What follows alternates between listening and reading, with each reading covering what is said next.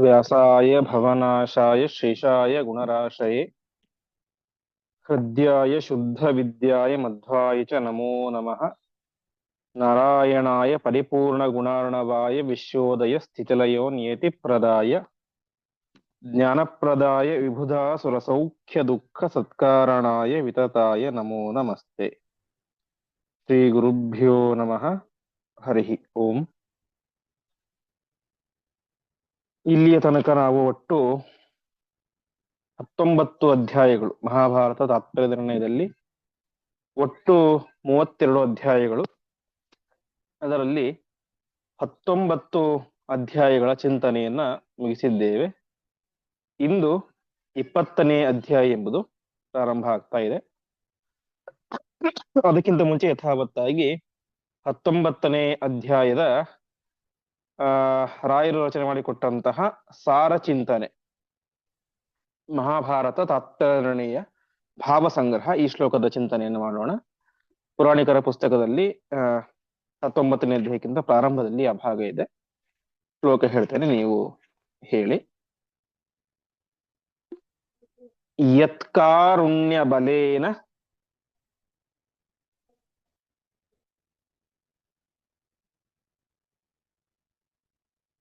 ಪಾಂಡುತನಯಾಃ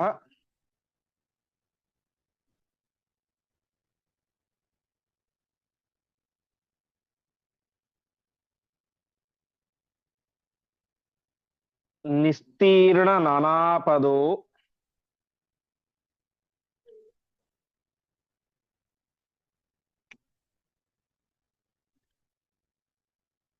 ಭಿಕ್ಷಾನ್ನಾಶಿನ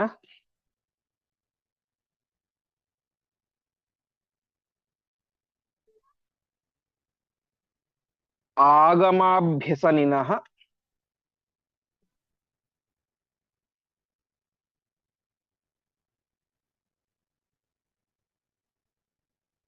ಹತ್ವಾ ಬಕಂ ದ್ರೌಪದೀಂ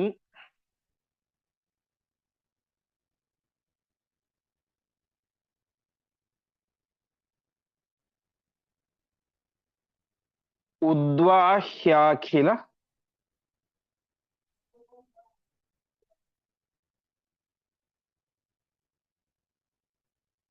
ಭೂಪತೀನಪಿ ರಣೇ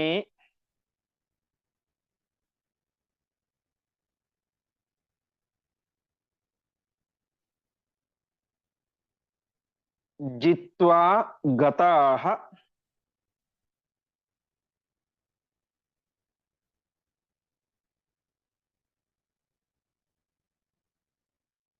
ತ್ವಾಂ ಪುರೀಂ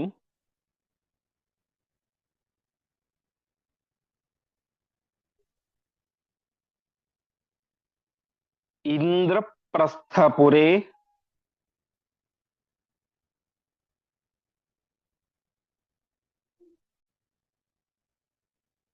ಅವಸನ್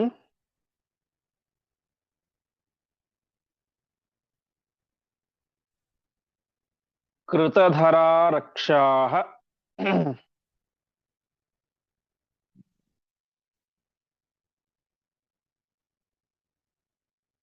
ಸ್ತನೋವ್ಯಾಧರಿಃ.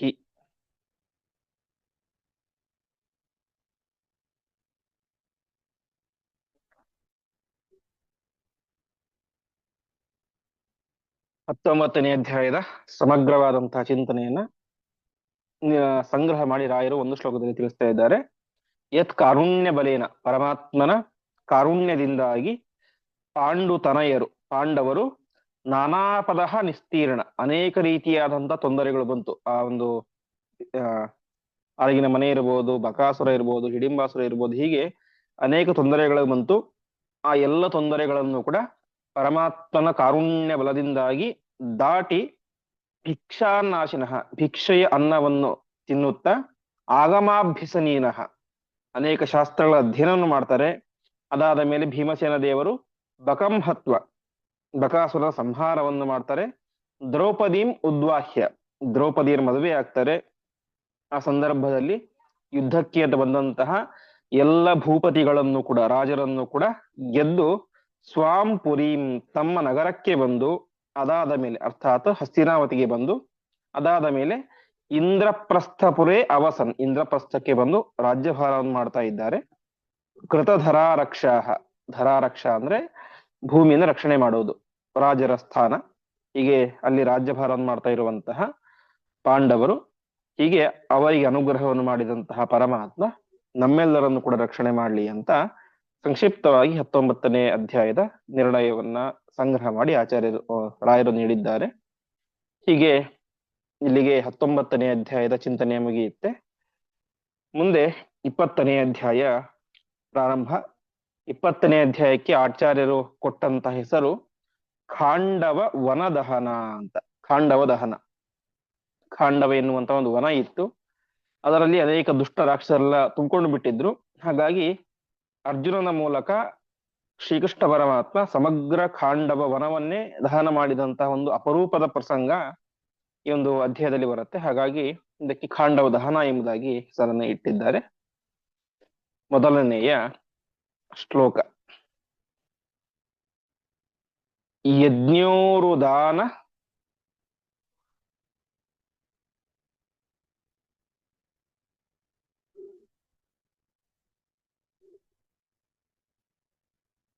ನರದೇವ ವಂದ್ಯತ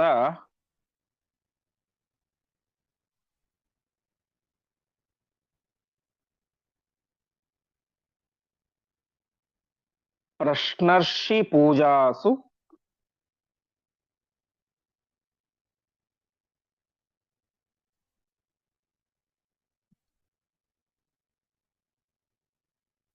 ಯುಧಿಷ್ಠಿರೋಭೂತ್.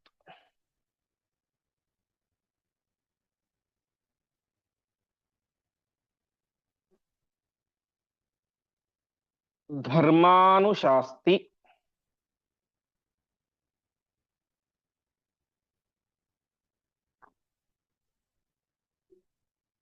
ಹರಿತತ್ವ ಶಂಸನ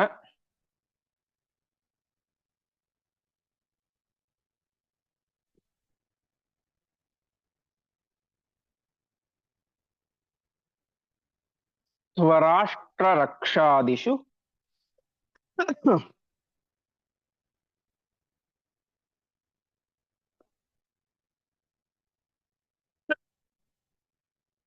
ಭೀಮ ಆಸೀತ್.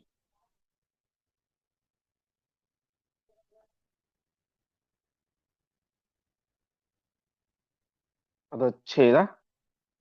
ಯಜ್ಞೋರುದಾನ ನರದೇವ ವಂದ್ಯತಾ ಪ್ರಶ್ನರ್ಷಿ ಪೂಜಾಸು ಯುಧಿಷ್ಠಿರಃ ಅಭೂತ್. ಧರ್ಮಾನುಶಾಸ್ತಿ ಹರಿತತ್ವ ಶಂಸನ ಸ್ವರಾಷ್ಟ್ರ ರಕ್ಷಾದಿಷು ಭೀಮಃ ಆಸೀತ್. ಇಂದ್ರಪ್ರಸ್ಥದಲ್ಲಿ ಪಾಂಡವರು ರಾಜ್ಯಭಾರವನ್ನು ಮಾಡಬೇಕಾದ್ರೆ ಯಾರ್ಯಾರು ಯಾವ ಯಾವ ಜವಾಬ್ದಾರಿಗಳನ್ನು ಹೊತ್ಕೊಂಡಿದ್ರು ಅಂತ ಆಚಾರ್ಯರು ತಿಳಿಸ್ತಾ ಇದ್ದಾರೆ. ಮೊದಲನೇದಾಗಿ ಯುಧಿಷ್ಠಿರ. ಯುಧಿಷ್ಠಿರನ ಕೆಲಸ ಪ್ರಧಾನವಾಗಿ ಅವನು ಮಹಾರಾಜ ನಡೆಸಬೇಕಾದಂತಹ ಕಾರ್ಯಗಳನ್ನು ಮಾಡ್ತಾ, ಜೊತೆಗೆ ವಿಶೇಷವಾಗಿ ನಿರಂತರವಾಗಿ ಯಜ್ಞ ಯಾಗಾದಿಗಳನ್ನು ಮಾಡ್ತಾ ಇದ್ದ. ಹಿಂದೆ ಆಚಾರ್ಯರು ಹೇಳಿದಂತೆ ವೇದವ್ಯಾಸ ದೇವರು ಅವನಿಗೆ ಆಜ್ಞೆಯನ್ನು ಮಾಡಿದ್ದರು. ಅಶ್ವಮೇಧ ಸರ್ವಸ್ವರೂಪ ರಾಜಸೂಯ, ಅಶ್ವಮೇಧ ರಾಜಸೂಯ ಮುಂತಾದಂತಹ ಯಜ್ಞ ಯಾಗಾದಿಗಳನ್ನು ಮಾಡು ಧರ್ಮಿಷ್ಠನಾಗಿರುವಂತ ಆಜ್ಞೆಯನ್ನು ಮಾಡಿದ್ದರು. ಅದಕ್ಕನುಗುಣವಾಗಿ ಯುಧಿಷ್ಠಿರ ಅನೇಕ ರೀತಿಯಾದಂತಹ ಯಜ್ಞ ಯಾಗಾದಿಗಳನ್ನು ಮಾಡ್ತಾ ಇದ್ದ. ಅಷ್ಟು ಮಾತ್ರ ಅಲ್ಲ, ಉರುದಾನ, ಬರೀ ದಾನ ಅಲ್ಲ, ಉರುದಾನ, ಅನೇಕ ರೀತಿಯಾದಂತಹ ಹೆಚ್ಚೆಚ್ಚು ದಾನಗಳನ್ನ ಯೋಗ್ಯರಿಗೆ ಯುಧಿಷ್ಠಿರ ಮಾಡ್ತಾ ಇದ್ದ. ಅದಾದ ಮೇಲೆ ನರದೇವ ವಂದ್ಯತ.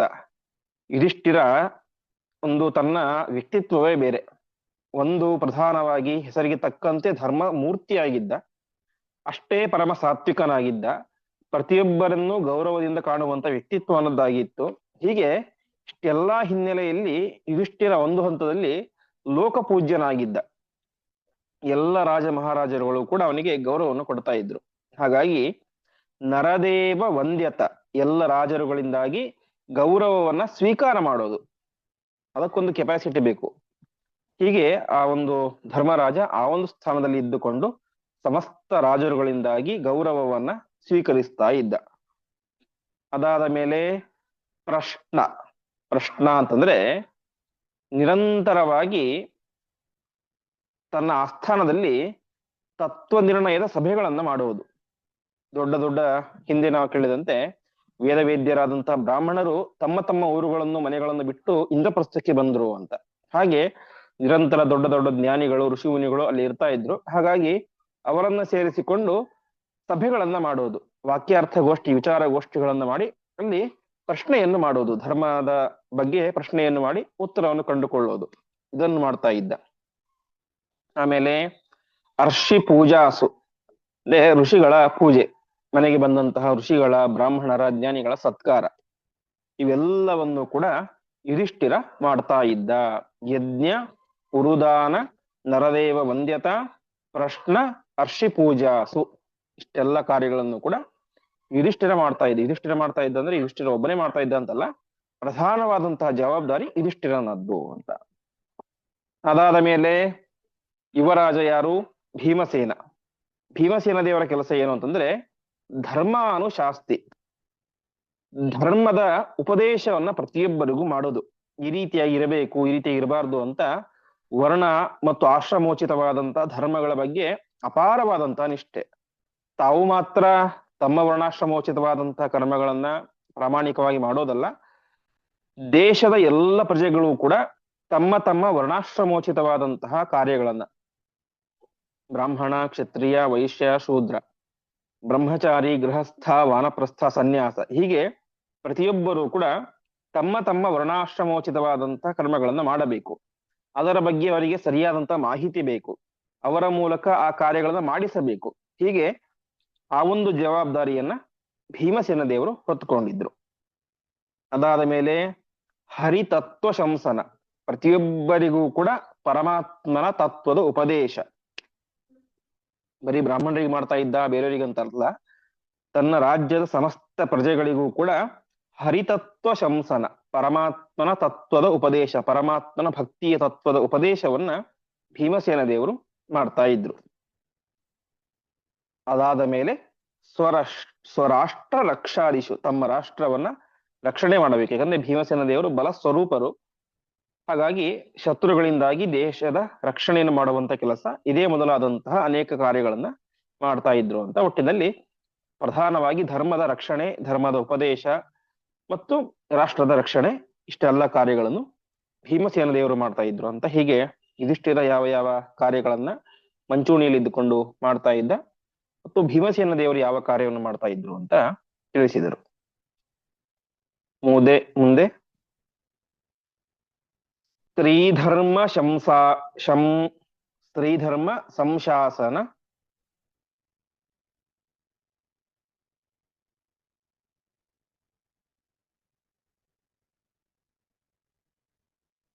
ಭೃತ್ಯಕೋಶ,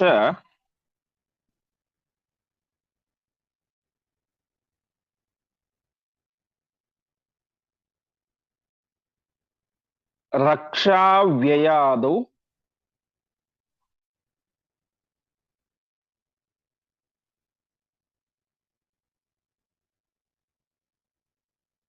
ಗುಣದೋಷ ಚಿಂತನೆ,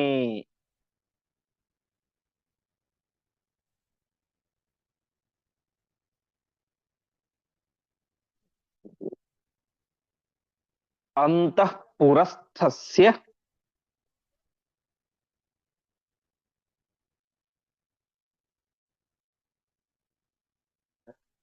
ಜನಸ್ಯ ಕೃಷ್ಣ,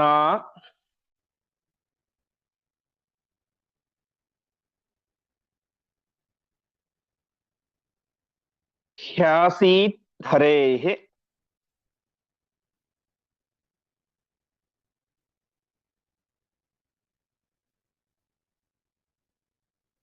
ಧರ್ಮ ನಿದರ್ಶಿನೀ ಚ.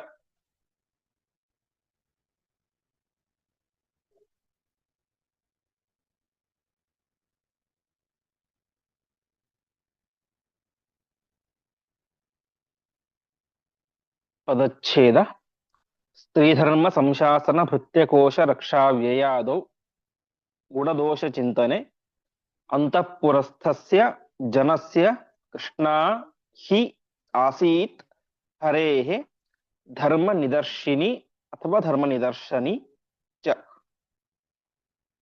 ಇನ್ನು ದ್ರೌಪದಿ ದೇವಿಯ ಕೆಲಸ ಹೇಗಿತ್ತು ಅಂತ ಅದಕ್ಕೆ ಹೇಳ್ತಾ ಇದ್ದಾರೆ. ಸ್ತ್ರೀ ಧರ್ಮ ಸಂಶಾಸನ. ಅಂತಃಪುರದಲ್ಲಿ ಇದ್ದಂತಹ ಮತ್ತು ತನ್ನ ದೇಶದಲ್ಲಿ ಇದ್ದಂತಹ ಸ್ತ್ರೀಯರಿಗೆ ಸ್ತ್ರೀ ಧರ್ಮ ಸಂಶಾಸನ, ಸ್ತ್ರೀಯರ ಧರ್ಮ ಏನು, ಅವರ ಪರಿಧಿ ಏನು, ಯಾವ ಯಾವ ಕಾರ್ಯಗಳನ್ನ ಅವರು ಅಚ್ಚುಕಟ್ಟಾಗಿ ಮಾಡಬೇಕು ಎಂಬುದಾಗಿ ಅವರಿಗೆ ಸ್ತ್ರೀಯರ ಧರ್ಮವನ್ನ ವಿಶೇಷವಾಗಿ ಶಿಕ್ಷಣದ ಮೂಲಕ ಕೊಡ್ತಾ ಇದ್ದಂಥವಳು ದ್ರೌಪದಿ ದೇವಿ. ಸಾಕ್ಷಾತ್ ಭಾರತೀ ದೇವಿಯರು ವಿದ್ಯಾಭಿಮಾನಿಯರು ಹೀಗೆ ಸ್ತ್ರೀ ಧರ್ಮವನ್ನ ಸಕಲ ಸ್ತ್ರೀಯರಿಗೂ ಕೂಡ ಉಪದೇಶವನ್ನ ಮಾಡ್ತಾ ಇದ್ದಾರೆ. ಸ್ತ್ರೀ ಧರ್ಮ ಸಂಶಾಸನ ಅಷ್ಟು ಮಾತ್ರಕ್ಕೆ ಅವರ ಮೀಸಲ ಇಲ್ಲ. ಭೃತ್ಯ, ಸೇವಕರನ್ನ ನೋಡ್ಕೊಳ್ಳೋದು ಅಂತೆ, ಸೇವಕರ ಯೋಗಕ್ಷೇಮದ ವಿಚಾರ. ಆಮೇಲೆ ಕೋಶ ರಕ್ಷ ವ್ಯಯ, ಖಜಾನೆಯ ಜವಾಬ್ದಾರಿ ಭಾರತೀ ದೇವಿಯರಿಗೆ. ನೋಡಿ, ಹೆಂಗಸರಿಗೆ ಸುಮ್ಮನೆ ಏನೋ ಮನೆ ಕೆಲಸ, ಅಡಿಗೆ ಮನೆ ಅದು ಅಷ್ಟೇ ಮಾತ್ರ ಅಲ್ಲ, ಕೋಶ ರಕ್ಷಾ ವ್ಯಯ, ಅದು ಖಜಾನೆಯ, ದೇಶದ ಖಜಾನೆಯ ಖರ್ಚು ವೆಚ್ಚ, ಕೋಶವನ್ನ ರಕ್ಷಣೆ ಮಾಡ್ಕೊಳ್ಬೇಕು, ಉಳಿಸಿಕೊಳ್ಳಬೇಕು. ಹಾಗೆ ವ್ಯಯ, ಖರ್ಚು ಮಾಡಬೇಕು. ಖರ್ಚು ಮಾಡೋದ್ರೆ ಹೇಗೆ ಹೇಗೋ ಕೈ ಬಂದಷ್ಟು ಖರ್ಚು ಮಾಡೋದಲ್ಲ. ಹಾಗಾಗಿ ಯಾವ ಕೆಲಸಕ್ಕೆ ಎಷ್ಟು ಖರ್ಚು ಮಾಡಬೇಕು, ಎಷ್ಟು ಖರ್ಚು ಮಾಡಬಾರದು ಎಂಬುದಾಗಿ ಸೂಕ್ಷ್ಮವಾಗಿ ಎಲ್ಲವನ್ನು ಕೂಡ ಗಮನಿಸಿ ಕೋಶದ ರಕ್ಷಣೆ, ಖಜಾನೆಯ ರಕ್ಷಣೆ ಮತ್ತು ಅದರ ಖರ್ಚು ಮಾಡುವಂತ ಕೆಲಸವನ್ನ ದ್ರೌಪದಿ ದೇವಿಯರು ಮಾಡ್ತಾ ಇದ್ರು. ಅಷ್ಟು ಮಾತ್ರ ಅಲ್ಲ, ಅಂತಃಪುರಸ್ಥಸ್ಯ ಜನಸ್ಯ ಗುಣದೋಷ ಚಿಂತನೆ, ಅಂತಃಪುರದ ಒಳಗಡೆ ಇರುವಂತಹ ವ್ಯಕ್ತಿಗಳ ಗುಣ ಏನು, ದೋಷ ಏನು ಅಂತ ಸೂಕ್ಷ್ಮವಾಗಿ ವಿಮರ್ಶೆಯನ್ನು ಮಾಡುವಂತಹ ಕೆಲಸವನ್ನು ಕೂಡ ಭಾರತೀ ದೇವಿಯರು ಮಾಡ್ತಾ ಇದ್ರು. ಯಾಕೆಂದ್ರೆ ಅಂತಃಪುರ ಅದು ರಾಜರ ಅನೇಕ ರೀತಿಯಾದಂತಹ ಗುಟ್ಟಾದ ರಹಸ್ಯವಾದ ಸಭೆಗಳು, ತೀರ್ಮಾನಗಳು, ಮಾತುಕತೆಗಳು ಆಗುವಂತಹ ಸ್ಥಳ. ಅಲ್ಲಿ ಇರುವಂತಹ ಜನರು ಕೂಡ ಅಷ್ಟೇ ಸೂಕ್ಷ್ಮವಾಗಿರಬೇಕು.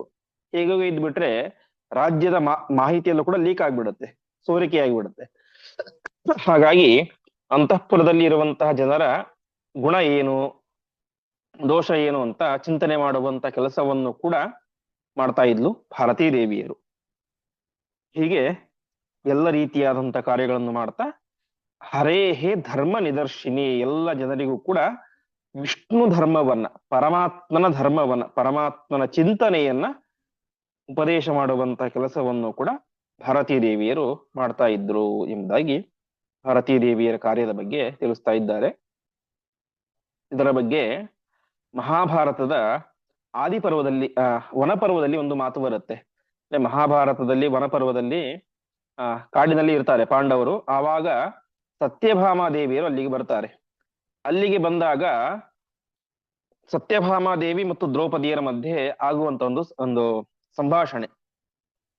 ಆವಾಗ ದ್ರೌಪದಿಯರು ಹೇಳ್ತಾರೆ, ಶತಂ ದಾಸಿ ಸಹಸ್ರಾಣಿ ಕೌಂತೇಯಸ್ಯ ಮಹಾತ್ಮನಃ ತಾಸಾಂ ನಾಮ ಚ ರೂಪಂ ಚ ಭೋಜನಾಚ್ಛಾದನಾನಿ ಚ ಸರ್ವಾಸಾಮೇವ ವೇದಾಹಂ ಕರ್ಮ ಚೈವ ಕೃತಾಕೃತಂ ಅಂತ. ಸತ್ಯಭಾಮೆ, ಪಾಂಡವರಿಗೆ ಎಷ್ಟು ಸೇವಕರು ಗೊತ್ತಾ? ಶತಂ ದಾಸಿ ಸಹಸ್ರಾಣಿ, 1,100, ಅರ್ಥಾತ್ 1,00,000. 1,00,000 ಸೇವಕರು ಸೇವಕಿಯರು ಪಾಂಡವರಿಗೆ. ಅವರ ಪ್ರತಿಯೊಬ್ಬರ ನಾಮ ರೂಪ, ಆ 1,00,000 ಜನರ ಹೆಸರು ಗೊತ್ತಿತ್ತು ಅಂತೆ ಭಾರತೀ ದೇವಿಯರಿಗೆ, ಮತ್ತು ಮುಖದ ಪರಿಚಯ ಇತ್ತು. 1,00,000 ಜನರ ಸಂಪೂರ್ಣವಾದಂತಹ ಮುಖದ ಪರಿಚಯ, ಹೆಸರು, ಅವರ ಭೋಜನ ಆಚ್ಛಾದನಾನಿಚ, ಅವರ ನಿದ್ರೆ ವ್ಯವಸ್ಥೆ, ಊಟದ ವ್ಯವಸ್ಥೆ ಎಲ್ಲವನ್ನು ಕೂಡ ಭಾರತೀ ದೇವರು ಮಾಡ್ತಾ ಇದ್ರು ಅಂತೆ. ಸರ್ವಾಸಾಮೇವ ವೇದಾಹಂ ಕರ್ಮ ಚೈವ ಕೃತಾಕೃತಂ ಅಂತ. ಅಷ್ಟು ಮಾತ್ರ ಅಲ್ಲ, ಆ 1,00,000 ಜನರೂ ಕೂಡ ತಮ್ಮ ಪಾಲಿನ ಕೆಲಸವನ್ನ ಮಾಡಿದ್ದಾರೋ ಇಲ್ಲವೋ ಎಂಬುದನ್ನು ಗಮನಿಸುವಂತಹ ಕೆಲಸವೂ ಕೂಡ ಭಾರತೀ ದೇವಿಯರದು ಅಂತ ತಾವೇ ಹೇಳ್ತಾರೆ, ಭಾರತೀ ದೇವಿಯರೇ ಹೇಳ್ತಾರೆ. ಆವಾಗ ಭಾರಿ ಆಶ್ಚರ್ಯ ಆಗ್ಬಿಡುತ್ತೆ ಅಂತೆ ಸತ್ಯಭಾಮೆಯರಿಗೆ. ನೀನು ಒಬ್ಬಳು ಇಷ್ಟು ಕೆಲಸ ಹೇಗ್ ಮಾಡ್ತೀಯ ಅಂತ ಆಶ್ಚರ್ಯ ವ್ಯಕ್ತಪಡಿಸ್ತಾಳೆ. ಅಷ್ಟು ಮಾತ್ರ ಅಲ್ಲ, ಅಂತಃಪುರಾಣಾಂ ಸರ್ವೇಷಾಂ ಭೃತ್ಯಾನಾಂ ಚೈವ ಸರ್ವಶಃ ಆ ಗೋಪಾಲ ವಿಪಾಲೇಭ್ಯ ಸರ್ವಂ ವೇದ ಕೃತಾಕೃತಂ ಅಂತ. ನೋಡುವ ಸತ್ಯಭಾಮೆ, ಬರೀ ಅಂತಃಪುರದ ಸೇವಕರ ಕೆಲಸ ಮಾತ್ರ ಅಲ್ಲ, ನಮ್ಮ ರಾಜ್ಯದಲ್ಲಿ ದನ ಕಾಯುವಂತಹ ವ್ಯಕ್ತಿಗಳು, ಕುರಿ ಕಾಯುವಂತ ವ್ಯಕ್ತಿಗಳನ್ನು ಹಿಡ್ಕೊಂಡು ಪ್ರತಿಯೊಬ್ಬರು ಏನು ಮಾಡ್ತಾರೆ ಏನು ಮಾಡೋದಿಲ್ಲ ಅಂತ ಪರಿಪೂರ್ಣವಾದಂತಹ ಮಾಹಿತಿ ನನಗಿದೆ ಅಂತ ಒಬ್ಬ ಹೆಣ್ಣು ಯಾವ ರೀತಿಯಾಗಿ ಕೆಲಸವನ್ನು ಮಾಡಬೇಕು ಅನ್ನೋದನ್ನ ತೋರಿಸಿಕೊಟ್ಟಂತವರು ಭಾರತೀ ದೇವಿಯರು.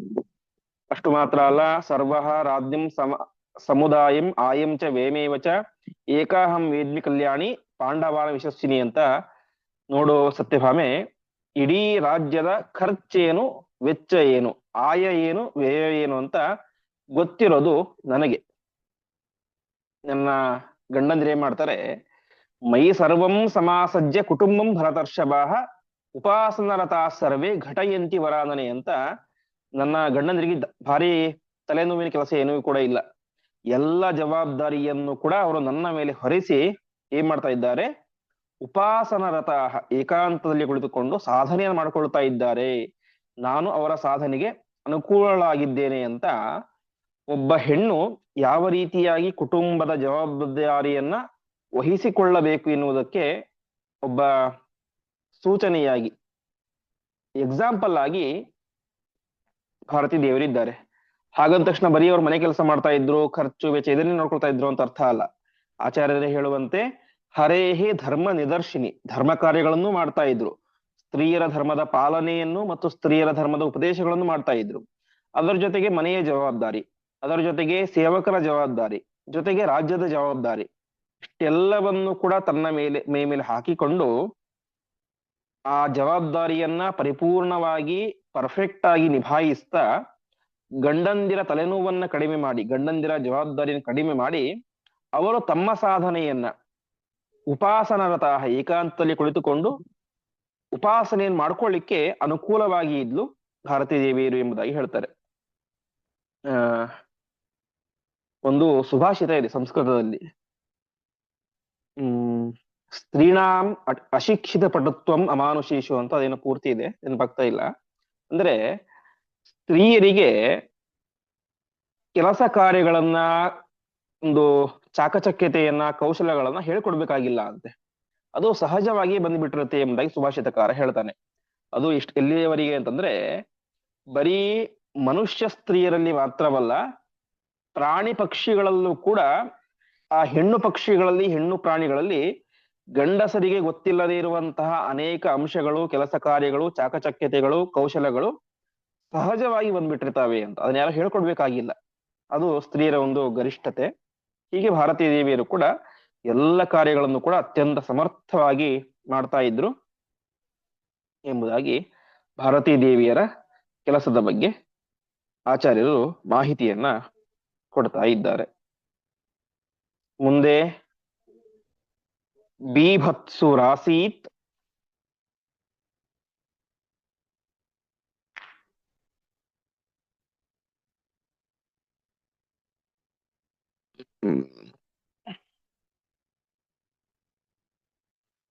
ಪರರಾಷ್ಟ್ರಮರ್ದನೆ.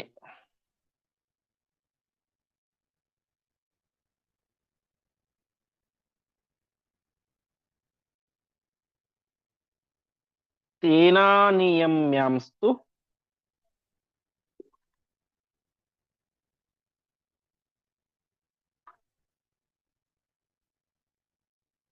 ಜರಾಸುತಾದೀನ್.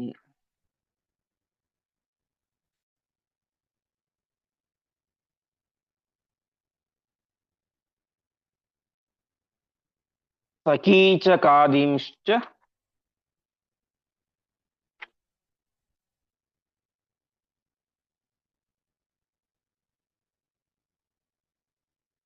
ಮಮರ್ದ ಭೀಮಃ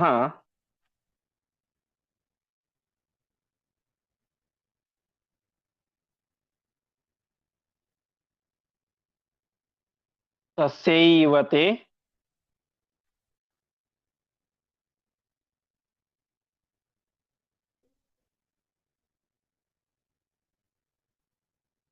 ಬಲತೋ ನಿತ್ಯಭೀತಾಃ.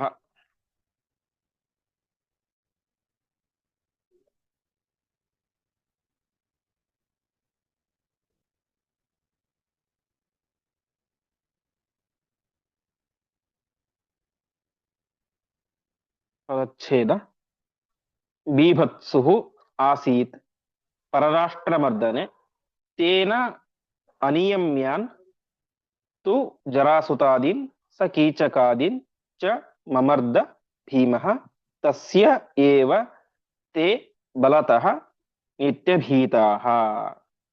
ಇನ್ನು ಬೀಭತ್ಸು ಅಂತಂದ್ರೆ ಅರ್ಜುನನ ಕಾರ್ಯ ಏನು? ಪರರಾಷ್ಟ್ರಮರ್ದನೆ, ಶತ್ರು ರಾಷ್ಟ್ರಗಳನ್ನ ನಿಗ್ರಹದಲ್ಲಿ ಇಟ್ಕೊಳ್ಳುವಂತಹ ಕೆಲಸ. ಅದು ಬರೀ ಶತ್ರು ರಾಷ್ಟ್ರ ಅಂತಲ್ಲ, ಒಟ್ಟಿಗೆ ಬೇರೆ ರಾಷ್ಟ್ರಗಳು ಅದನ್ನ ನಿಗ್ರಹದಲ್ಲಿ ಇಟ್ಟುಕೊಳ್ಳುವಂತಹ, ಕಂಟ್ರೋಲ್ ಅಲ್ಲಿ ಇಟ್ಟುಕೊಳ್ಳುವಂತಹ ಕೆಲಸ ಅದು ಅರ್ಜುನನದ್ದು. ಆದರೆ ಪ್ರತಿಯೊಬ್ಬರನ್ನು ನಿಗ್ರಹ ಮಾಡ್ಲಿಕ್ಕೆ ಆಗ್ತಾ ಇದ್ದಿಲ್ಲ ಅರ್ಜುನನಿಗೆ. ಯಾಕೆಂದ್ರೆ ಜರಾಸಂಧ, ಕೀಚಕ ಮೊದಲಾದಂತವರೆಲ್ಲ ಮಹಾ ಪರಾಕ್ರಮಶಾಲಿಗಳು. ಅವರನ್ನು ನಿಗ್ರಹ ಮಾಡುವಂತಹ ಕಾರ್ಯ ಅರ್ಜುನ ಕೈಲಿ ಆಗ್ತಾ ಇದ್ದಿಲ್ಲ.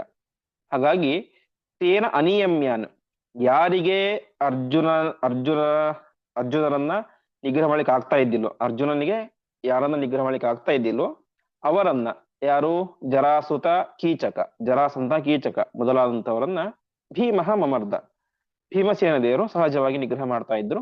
ಯಾಕೆಂದ್ರೆ ತಸ್ಸೈವತೆ ಬಲತೋ ನಿತ್ಯಭೀತಾಹ, ಆ ಕೀಚಕ, ಜರಾಸಂಧ ಮೊದಲಾದವರು ಹೆದರ್ತಾ ಇದ್ದದ್ದು ಯಾರಿಗೆ?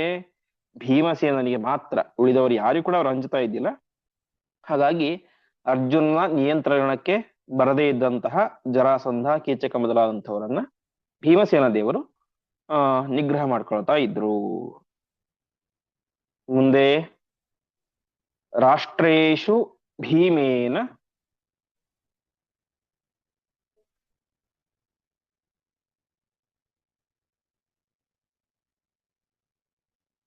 ವಿಮರ್ದಿತೇಷು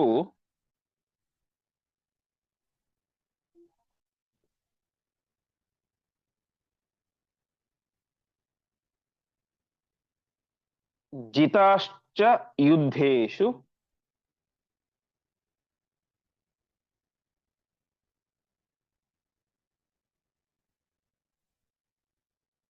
ನಿರುದ್ಯಮಾಸ್ತೆ.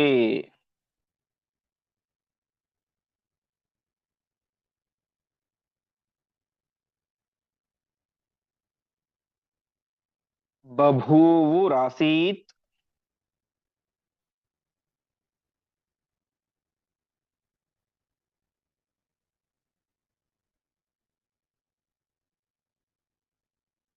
ಹರಿಧರ್ಮನಿಷ್ಠಃ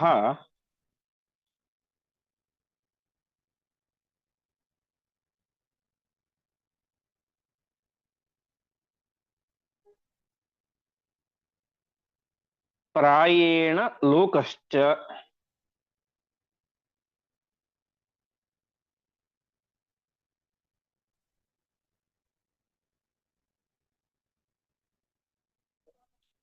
ತದೀಯ ಶಾಸನ.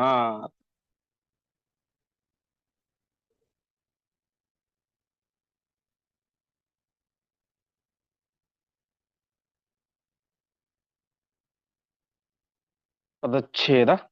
ರಾಷ್ಟ್ರೇಷು ಭೀಮೇನ ವಿಮರ್ದಿತೇಷು ಜಿತಾಃ ಚ ಯುದ್ಧೇಷು ನಿರುದ್ಯಮಾಃ ತೇ ಬಭೂವುಃ ಆಸೀತ್ ಹರಿಧರ್ಮನಿಷ್ಠಃ ಪ್ರಾಯೇಣ ಲೋಕಃ ಚ ತದೀಯ ಶಾಸನಾತ್. ಹೀಗೆ ಬೇರೆ ರಾಷ್ಟ್ರಗಳನ್ನ ಭೀಮಸೇನ ದೇವರು ವಿಮರ್ದಿತೇಶು, ತಮ್ಮ ನಿಗ್ರಹದಲ್ಲಿ ಇಟ್ಕೊಂಡಿದ್ರು. ಹೀಗೆ ಇಟ್ಕೊಂಡಾಗ ಜರಾಸಂಧಾದಿಗಳಿಗೆ ಏನು ಕೆಲಸನೇ ಇಲ್ಲ. ಯಾಕೆಂದ್ರೆ ಜಿತಾಶ್ಚ ಯುದ್ಧೇಶು, ಯಾವಾಗ ಭೀಮಸೇನ ದೇವರು ಇಂದ್ರಪ್ರಸ್ಥಕ್ಕೆ ಯುವರಾಜನಾಗಿ ಯುದ್ಧ ಮಾಡ್ಲಿಕ್ಕೆ ಶುರು ಮಾಡಿದರೋ ಆವಾಗ ಈ ಜರಾಸಂಧ ಮೊದಲಾದಂಥವರನ್ನ ಸಹಜವಾಗಿ ಯುದ್ಧದಲ್ಲಿ ಸೋಲಿಸಿಬಿಟ್ರು ಭೀಮಸೇನ ದೇವರು. ಯಾವಾಗ ಯುದ್ಧದಲ್ಲಿ ಸೋಲಿಸಿಬಿಟ್ರೋ ಆವಾಗ ಇವ್ರಿಗೆ ಏನ್ ಕೆಲಸ? ನಿರುದ್ಯಮಾಹ, ಬೇರೆ ಕೆಲಸನೇ ಇಲ್ಲ ಜರಾಸಂಧಾದಿಗಳಿಗೆ. ಯಾಕೆ ಅಂತಂದ್ರೆ ಯಾವಾಗ ಭೀಮಸೇನ ದೇವರು ಈ ಒಂದು ಇಂದ್ರಪ್ರಸ್ಥಕ್ಕೆ ರಾಜನಾಗಿ ಯುವರಾಜನಾಗಿ ಎಲ್ಲ ಕಡೆ ಧರ್ಮ ಪ್ರಚಾರ ಮಾಡ್ಲಿಕ್ಕೆ ಶುರು ಮಾಡಿದರೋ ಆವಾಗ ಪ್ರಾಯೇಣ ಲೋಕಃ, ಲೋಕದಲ್ಲಿ ಬಹುತೇಕ ಎಲ್ಲ ಕಡೆಯೂ ಕೂಡ ತದೀಯ ಶಾಸನ, ಭೀಮಸೇನ ದೇವರ ಶಾಸನದಿಂದಾಗಿ, ಆಳ್ವಿಕೆಯಿಂದಾಗಿ, ಉಪದೇಶದಿಂದಾಗಿ ಹರಿಧರ್ಮನಿಷ್ಠಾಹ ಬಭೂವು, ಜಗತ್ತಿನಲ್ಲಿ ಎಲ್ಲ ಕಡೆ ವೈಷ್ಣವ ಪಂಥದ ಪ್ರಭಾವ ಜಾಸ್ತಿ ಆಯಿತು ಅಂತ. ಅಂದ್ರೆ ಜರಾಸಂಧ ಹಿಂದೆ ಹೇಳಿದಂತೆ ಪ್ರಬಲ ಶೈವವಾದಿ, ಶಿವನನ್ನೇ ಸರ್ವೋತ್ತಮ ಎಂಬುದಾಗಿ ಉಪಾಸನೆ ಮಾಡುವಂತ ಪ್ರಬಲ ಶೈವ. ಆದರೆ ಯಾವಾಗ ಭೀಮಸೇನ ದೇವರು ಎಲ್ಲ ಕಡೆ ವೈಷ್ಣವ ಧರ್ಮವನ್ನ ಪ್ರಚಾರ ಮಾಡ್ಲಿಕ್ಕೆ ಶುರು ಮಾಡಿದ್ರು. ಆವಾಗ ಜರಾಸಂಧನಿಗೆ ಕೆಲಸವೇ ಇಲ್ಲ. ಅವನಿಗಿರೋದು ಎರಡು ಕೆಲಸ. ಒಂದು ಶೈವ ಮತದ ಪ್ರಸಾರವನ್ನು ಮಾಡೋದು, ಇನ್ನೊಂದು ಯುದ್ಧವನ್ನು ಮಾಡಿ ಗೆಲ್ಲೋದು. ಈಗ ಭೀಮಸೇನ ದೇವರು ಯುದ್ಧರಂಗಕ್ಕೂ ಕಾಲಿಟ್ಟಿದ್ದಾರೆ. ಹಾಗಾಗಿ ಯುದ್ಧದಲ್ಲಿ ಸೋಲು ಕಟ್ಟಿಟ್ಟ ಬುತ್ತಿ ಅಂತ ಅವನು ಯುದ್ಧಕ್ಕೂ ಬರ್ಲಿಲ್ಲ. ಈ ಕಡೆ ಶೈವ ಮತವನ್ನ ಪ್ರಚಾರ ಮಾಡೋಣ ಅಂತ ಹೇಳಿದ್ರೆ ಭೀಮಸೇನ ದೇವರು ತಮ್ಮ ಅದ್ಭುತವಾದಂತಹ ಜ್ಞಾನದಿಂದಾಗಿ ಎಲ್ಲ ಕಡೆ ವೈಷ್ಣವ ಧರ್ಮದ ಪ್ರಚಾರವನ್ನು ಮಾಡಿದ್ದಾರೆ. ಹಾಗಾಗಿ ಈ ಒಂದು ಕ್ಷೇತ್ರದಲ್ಲೂ ಕೆಲಸ ಇಲ್ಲ. ಹೀಗೆ ಉಪದೇಶ ರಂಗದಲ್ಲೂ ಕೆಲಸ ಇಲ್ಲ, ಯುದ್ಧರಂಗದ ಕೆಲಸ ಇಲ್ಲ. ಹಾಗಾಗಿ ಅನೇಕ ರಾಜ ಮಹಾರಾಜರುಗಳು ನಿರುದ್ಯಮಃ, ತಮ್ಮ ಕೆಲಸವನ್ನೇ ಮಾಡದೆ ಇರುವಂತಹ ಪ್ರಸಂಗ ಬಂತು. ಹೀಗೆ ಭೀಮಸೇನ ದೇವರು ಶುದ್ಧವಾದಂತಹ ವೈಷ್ಣವ ಧರ್ಮವನ್ನ ಎಲ್ಲ ಕಡೆ ಪ್ರಸಾರ ಮಾಡಿದರು ಎಂಬುದಾಗಿ ಆಚಾರ್ಯರು ತಿಳಿಸ್ತಾ ಇದ್ದಾರೆ. ಮತ್ತೆ ಮುಂದೆ ನಕುಲ, ಸಹದೇವ ಮುಂತಾದಂಥವರು ಯಾವ ಯಾವ ಕೆಲಸವನ್ನು ಮಾಡ್ತಾ ಇದ್ರು ಎನ್ನುವಂತಹ ವಿಚಾರವನ್ನ ನಾಳೆಯ ಪಾಠದಲ್ಲಿ ನೋಡೋಣ ಎಂಬುದಾಗಿ ಹೇಳ್ತಾ ಇಂದಿನ ಪಾಠವನ್ನ ಶ್ರೀಕೃಷ್ಣಾರ್ಪಣಮಸ್ತು.